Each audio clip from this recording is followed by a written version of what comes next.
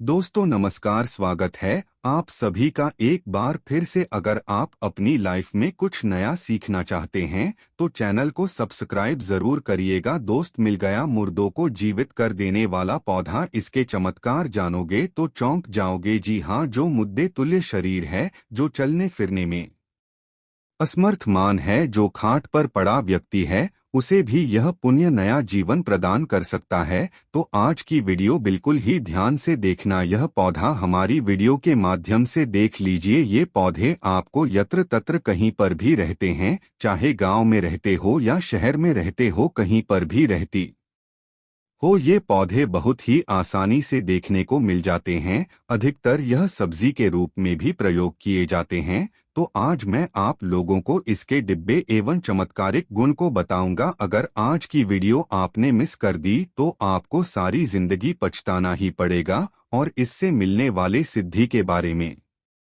आप अनजान रह जाएंगे और आपको कोई भी फायदा नहीं मिल पाएगा। आयुर्वेद में इसे अमृत भी कहा जाता है और ये मुद्दे को कैसे जीवित करता है, इस वीडियो में जानते हैं। मुद्दे का मतलब है कि आपके शरीर में जो ताकत नहीं है, आपके शरीर में बिल्कुल ही किसी भी प्रकार का जोश नहीं है, आपके शरीर में किसी भी प्रकार का अगर बल नहीं है, तो यह शरीर में बल, ताकत एवं जोश को बढ़ाने का काम करता है। आपके शरीर को पुण्य बिल्कुल ही कायाकल्प करने का काम करता है। तो वीडियो को ध्यान से देखेंगे, ध्यान से सुनेंगे, तब आपको समझ में आ जाएगा। इसका बारी बारी में आप लोगों को चमत्कारी योग बताऊंगा और इसका नाम बताऊंगा। इसे किस नाम से जाना जाता है, यह भी सारी जानकारी विस्तार से बताऊंगा। तो वीडियो को ध्यान से देखना। प्राचीन ग्रंथ वेद पुराण में इस पौधे के बारे में कहा गया है कि इस पौधे के सेवन से शरीर का कायाकल्प हो जाता है।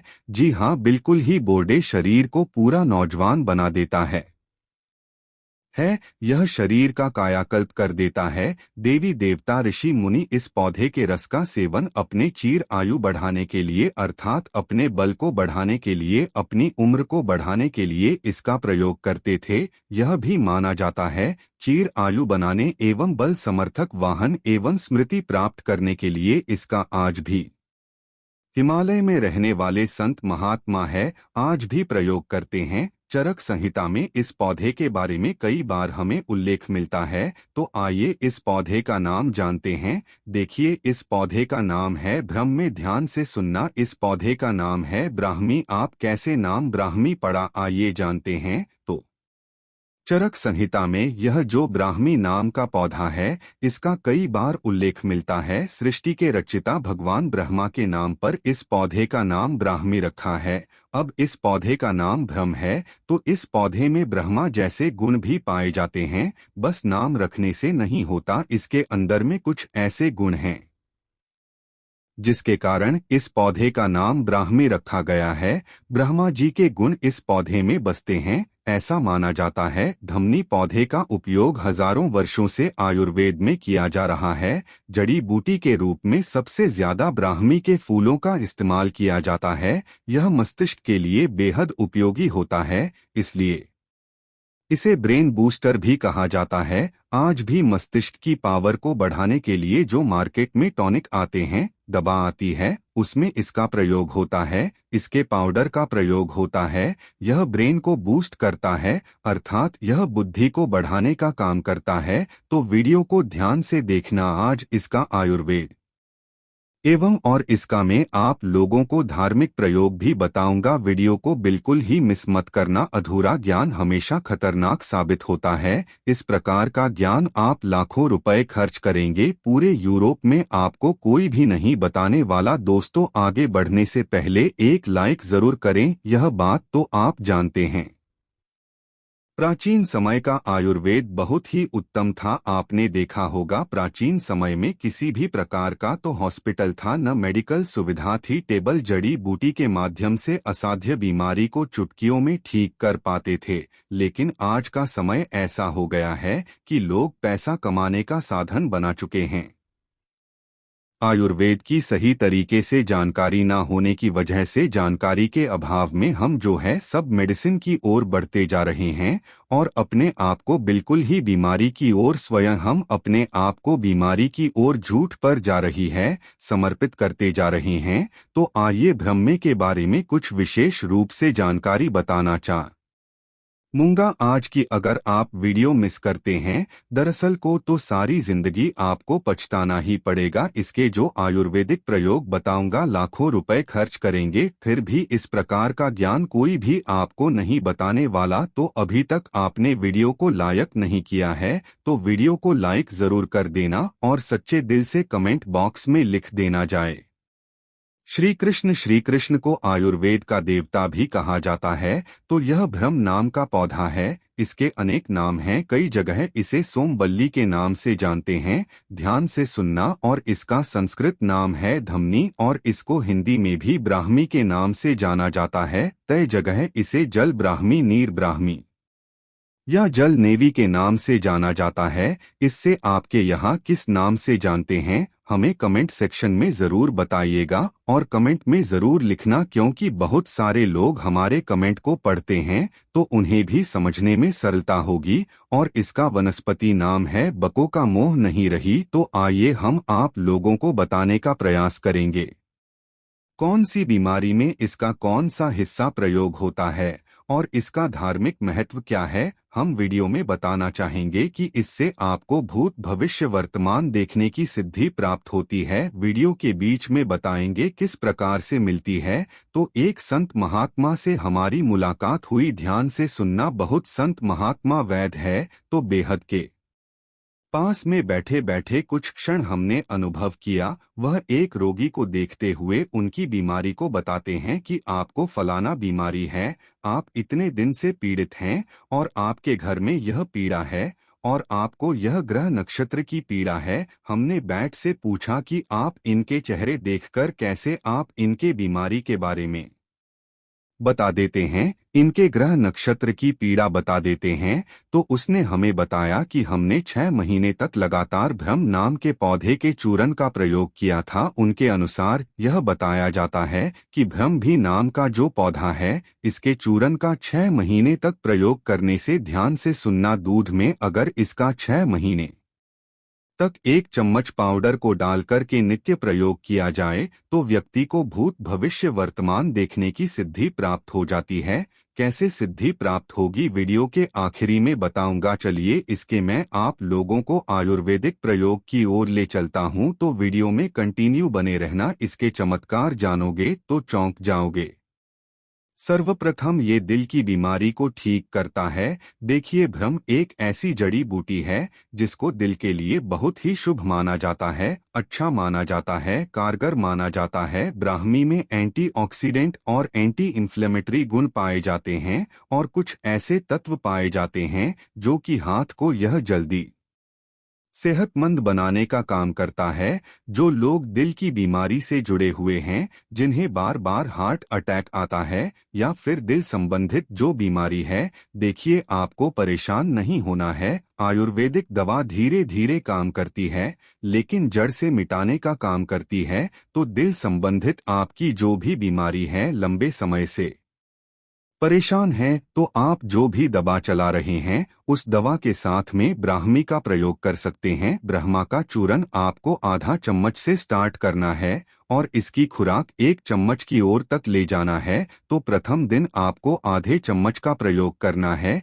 इस प्रकार 1 सप्ताह तक आप आधे चम्मच गुनगुने पानी में डालकर के आपको सेवन करना है और धीरे धीरे इसकी खुराक बढ़ानी है। 15 दिन बीत जाने पर 1 चम्मच खुराक को बढ़ा देना है। तो कैसी भी दिल की बीमारी हो, जैसे कि हार्ट अटैक आ रहा हो या कुछ भी दिल संबंधी बीमारी हो, वह बीमारी ठीक हो जाती है। इसके बाद इसके जो आयुर्वेदिक प्रयोग जबरदस्त देखे गए हैं वह है डायबिटीज की बीमारी को ठीक करने के लिए। देखिए टाइप 2 डायबिटीज के मरीजों के लिए यह बहुत ही फायदेमंद साबित हुआ है।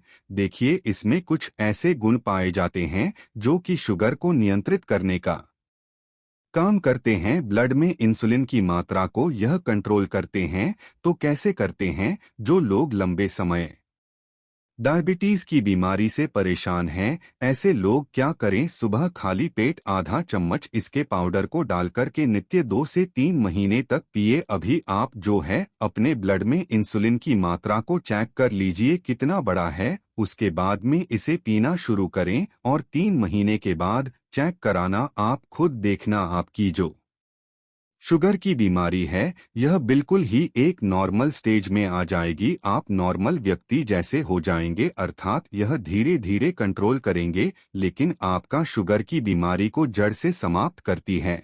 और मैं जो जानकारी बता रहा हूँ यह हवाई बात नहीं बता रहा हूँ, क्योंकि मैं काफी वेदों के साथ में बैठता हूँ। मेरी आए दिन वेदों के साथ में बैठक लगी हुई होती है। बहुत से हमारे ऐसे बेहद है संपर्क में जो यह अच्छी अच्छी जानकारी हमें बताते हैं। तो इसलिए मैं आप सभी दर्शकों को जनहित एवं जन कल्याण के लिए इस प्रकार की जानकारी बता रहा हूं, ताकि आप सभी दर्शकों का भला हो। यह थोड़ी थोड़ी मात्रा में आपको लेना है, शुरू करना है। 3 महीने में पूरी आपकी शुगर की बीमारी ठीक नहीं होती है तो इसकी अवधि को बढ़ा दीजिए, 5 महीने कर दीजिए। और यह कोई महंगी दवा नहीं है, आपको मार्केट में बहुत ही सस्ते दामों में मिल जाता है। अंग्रेजी दवा से बहुत ही सस्ता होता है। और देखिए, आयुर्वेदिक दवा फायदा नहीं करती है तो नुकसान भी नहीं करती है। आंख बंद करके आप इस पर बिशप कर सकते हैं दोस्त। इसके बाद है मिर्गी की बीमारी को ठीक करने के लिए देखिए, आयुर्वेद के अनुसार जो भ्रम है